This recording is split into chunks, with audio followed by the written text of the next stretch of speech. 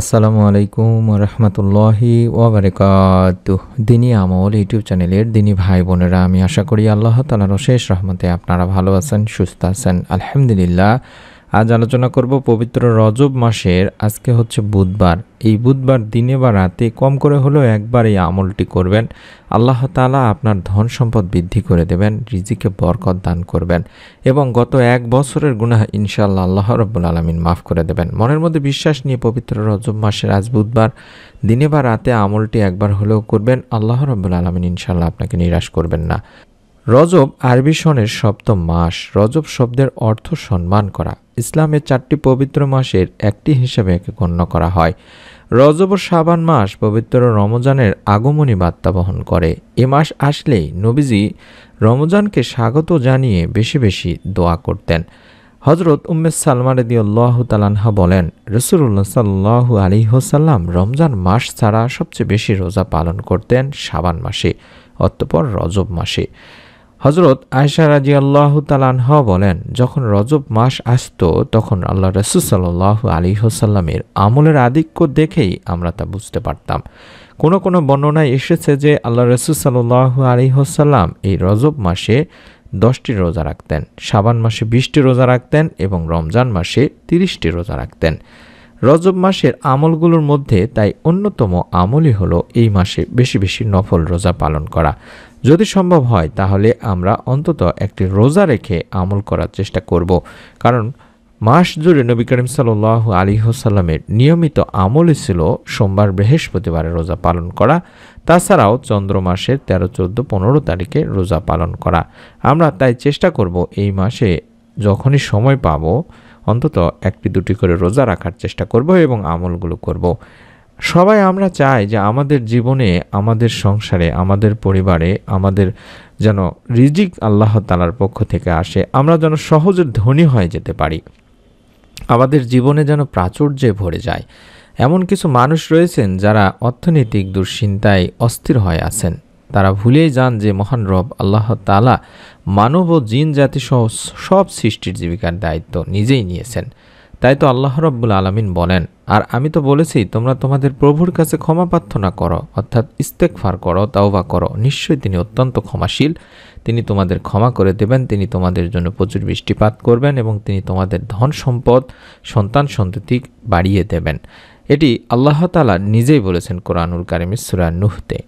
তাই নবী করিম সাল্লাল্লাহু আলাইহি ওয়াসাল্লাম হাদিসেও একই কথাও বলেছেন, যে ব্যক্তি অধিক পরিমাণে আল্লাহ তাআলার কাছে, প্রভুর কাছে ক্ষমা প্রার্থনা করে আস্তাগফিরুল্লাহ অন্তত পড়বে, যার অর্থই হলো আমি আল্লাহ তাআলার কাছে ক্ষমা প্রার্থনা করছি এই সাক্ষ্য দেবে, তবে আল্লাহ রাব্বুল আলামিন তার সব দুশ্চিন্তা, সব পেরেশানি, সব টেনশন থেকে তাকে মুক্ত করবেন এবং সব সংকট থেকে তাকে মুক্তি দেবেন। অর্থাৎ তাকে রিজিক এমনভাবে দান করবেন, ধন সম্পদ, অভাব অনটন থেকে এমনভাবে রক্ষা করবেন যা কোনো মানুষ কল্পনা বা ধারণাও করতে পারে না। অর্থাৎ গায়েবের মাধ্যমে হলেও তাকে সাহায্য করবেন।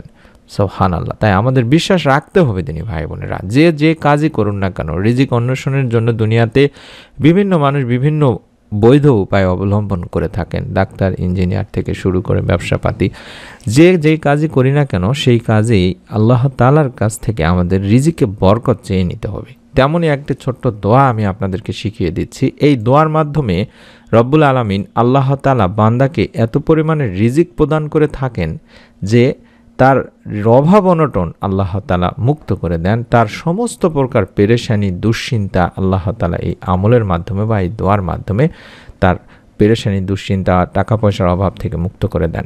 হাদিসটি আমি একটু লম্বা হাদিস তুলে ধরছি। একজন সাহাবী হুজুর পাক সাল্লাল্লাহু আলাইহি ওয়াসাল্লামের কাছে এসে বলছিলেন যে, ইয়া রাসূলুল্লাহ সাল্লাল্লাহু আলাইহি ওয়াসাল্লাম, দুনিয়া আমার প্রতি পৃষ্ঠ প্রদর্শন করেছেন, অর্থাৎ আমি চরমভাবে অভাবগ্রস্ত, অভাবের মধ্যে পড়ে গেছি, রিজিকে বরকত নেই, ঋণের মধ্যে পড়ে গেছি। আল্লাহ রাসূল সাল্লাল্লাহু আলাইহি ওয়াসাল্লাম সেই সাহাবীকে বললেন, তোমার কি ওই তাসবিহ বা ওই দোয়া বা ওই আমলটির কথা মনে নেই যে তাসবিহ বা দোয়ার আমলের ওসিলায় ফেরেশতা কুল এবং মানুষ বা মাখলুকের বরকত বা রুজি প্রদান করা হয়? যখন সুবহে সাদিক উদিত হবে বা শুরু হবে তখন তুমি এই তাসবিহটি 100 বার করে পাঠ করবে। যদি তুমি 100 বার করে পাঠ করতে পারো তাহলে এই দুনিয়া তোমার নিকট অপমানিত হয়ে আসবে, অর্থাৎ তুমি খুব সহজেই সচ্ছলতা লাভ করবে, তোমার পরিবার সংসারে রিজিকে বরকত আসবে। ওই সাহাবী রাদিয়াল্লাহু তাআলা আনহু এই কথাটি রাসূল সাল্লাল্লাহু আলাইহি সাল্লামের কাছ থেকে শোনার পরে চলে গেলেন এবং নিয়মিত আমলটি করা শুরু করলেন। তারপরে কিছুদিন পর পুনরায় এসে হাজির হলেন এবং আরজ করলেন যে ইয়া রাসূলুল্লাহ সাল্লাল্লাহু আলাইহি ওয়াসাল্লাম, আপনি যে আমলটি বা যে দোয়াটি শিখিয়ে দিয়েছিলেন, যে তাসবির কথাটি বলেছিলেন, সেটি আমল করার পরে দুনিয়া আমার নিকটে এত বেশি অপমানিত বা এত বেশি পরিমাণে আসছে যে আমি হতবাক, কোথায় রাখবো, কোথায় উঠাবো। অর্থাৎ আল্লাহ তাআলা তাকে এত বেশি পরিমাণে রিজিক প্রদান করেছেন, ধন সম্পদ থেকে শুরু করে তার সমস্ত টেনশন পেরেশানি দূর করে দিয়ে জীবনের সচ্ছলতা দিয়েছেন, সে কল্পনাও করতে পারে নাই। তাই অনুরোধ করছি যে এই দোয়ার মাধ্যমে আমি দেখায় দিচ্ছি, দোয়াটি আমরা অন্তত ফজরের আগে, ফরজ নামাজের আগে কিংবা পরে 100 বার করে পড়ার চেষ্টা করব।